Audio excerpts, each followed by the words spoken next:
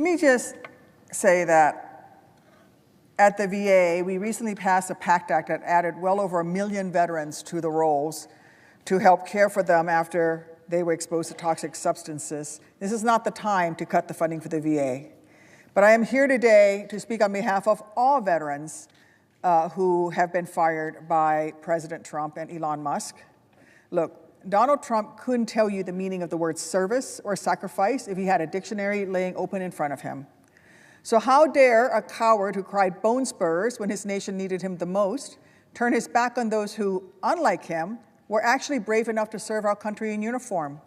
What he has done to our veterans in just a few months since he's been back in office amounts to a total betrayal. For no apparent reason, he's already fired more veterans than any other American president in modern history, over 6,000 and counting. He's been forcing the bravest people you or I could ever meet to have to worry about how they're going to put food on their family's table next week or keep a roof over their heads next month. Madam President, the biggest predictor of veterans' homelessness is not that they're suffering from post-traumatic stress. It is not substance abuse. It is loss of a job. Homelessness is directly linked to joblessness. These folks that Trump fired, these are folks who did 1, 2, 6, even 7 tours, then came home and chose to continue serving their nation by joining the federal service. These are heroes who deserve our utmost gratitude, not a letter from Elon Musk telling them that they failed to do their jobs and that they are out of those jobs. Instead, Trump and Elon Musk gave them the middle finger and a pink slip. Cadet Bone Spurs may like to wrap himself in the flag with one hand, but with the other, he's signing off on the orders that sell out our veterans to line the pockets of his rich friends. And our warriors deserve better. So this afternoon, Senator Blumenthal, Senator Sanders, and I are introducing 3 resolutions that demand the reinstatement of every veteran who's been fired and betrayed by Donald Trump. If Republicans actually care about our heroes like they claim to when they're on the campaign trail, then they will vote with we Democrats and help give our veterans their federal jobs back. Otherwise, they're making it clear that they would rather bow down at the altar of Donald Trump than stand up for our heroes. Thank you. As if in legislative session, and notwithstanding Rule 22, I ask unanimous consent, the Senate proceed to the consideration of S-Res 166, which was submitted earlier today. Further, I ask unanimous consent that the resolution be agreed to, the preamble be agreed to, and that the motion to reconsider be considered made and laid upon the table with no intervening action or debate. Is there objection? Madam President, reserve the right to object. The senator from Montana. My colleague, Senator Duckworth, is a brave veteran of our nation's global war on terror, and Senator Blumenthal is well served, as did many of us. And I don't think there's any disagreement that we want the absolute best outcome for our veterans, combat or otherwise. And we'll always do everything we can in this body and in this government to make sure that our veterans not only have the care they need when they get home, but they can pursue great careers for the next phase of life. But truth also matters. And the truth is there was no outrage from our Democrat colleagues when the Biden administration summarily fired tens of thousands of veterans, active duty service members, reservists from federal contracting jobs and from active duty military service without any due process during the COVID pandemic, when they decided that these people who had very legitimate reservations about their personal health did not have a place in our government or our military, and they were blowing out the side of the service. No due process, not even a thank you letter. They were kicked out of the service, highly trained patriots who fought for this country, who were willing to fight for this country again. That is betrayal. They were betrayed, and nothing was ever said from our Democrat colleagues about that. The truth is the VA.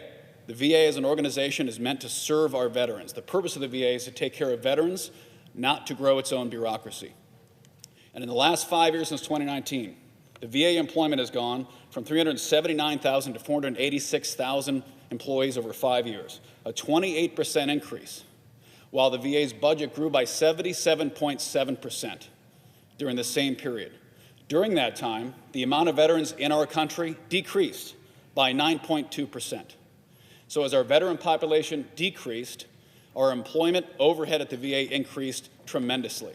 And that reflected a similar growth across the rest of our federal government. So what was going on for 5 years, especially during the COVID years, was artificial job creation by the government on a mass scale. And now, to recover our nation from fiscal tragedy, from $37 trillion in debt and growing, we have to make hard choices, and those choices have to come down to what is working. And what veterans need most of all is a healthy government. They fought to protect this country.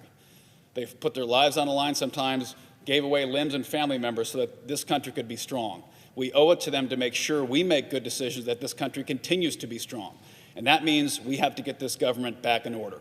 And that means returning our agencies to pre-pandemic size. And most veterans will support those tough decisions full-throatedly. The truth is President Trump is very pro-veteran. His policies right now are putting our service members first.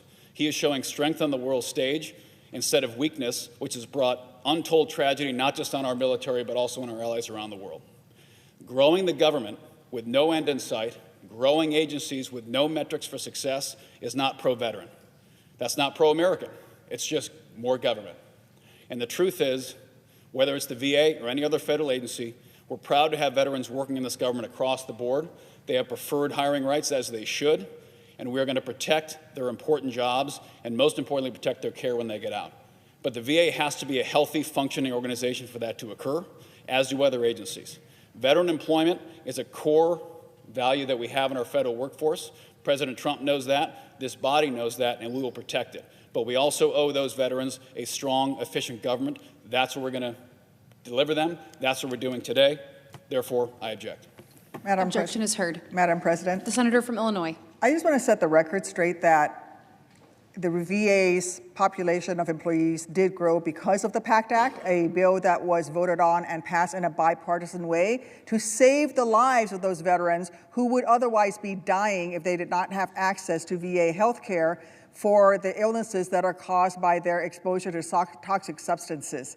So let's be clear about why we hired more people within the Department of Veterans Affairs. It was because they were given the permission by this Congress, by this body, in a bipartisan way, passing the PACT Act legislation, which funded care for veterans who were exposed to burn pits in Iraq and Afghanistan, toxic substances through their military service. My resolution is about all veterans who serve this nation. Some of the veterans who've been laid off, park rangers at our National Park Service who are now out of a job, people who were promoted because they were doing such a good job. One person that I have been trying to get their job back was actually working with the Veterans Crisis Hotline. And they were doing such a good job answering the phones that they were promoted to be a trainer. And as soon as they were promoted to be a trainer to help other people to answer those hotlines, which could help veterans, stop veterans from contemplating death by suicide, they became probationary employees and they were fired. That is the kind of thing that we're talking about. People being laid off from their jobs, veterans who've worked hard in this country, for this country and have worked hard in the Department of Veterans Affairs and other federal agencies like the National Park Service, like the EPA, like the DOT, and that is who Donald Trump and Elon Musk are firing. If you want to save money, I'm all for it. I am there with you. I've actually passed legislation that saved this country billions of dollars in fraud and waste that occurred in the Department of Defense. I also think that Elon Musk's decision to deport people to India using a C-17 aircraft at the cost of $2 million of taxpayer money, when normally that flight would cost $38,000 if you were actually to charter an aircraft, was an egregious waste of taxpayer dollars. So let's talk about who's wasting money here. It is Elon Musk who's wasting money. It is Donald Trump who's wasting money. And at the same time, President Trump has now become the president who's fired the most veterans in our nation's modern history. Over 6,000 fired and counting. So let's set the record straight. Thank you, Mr. President.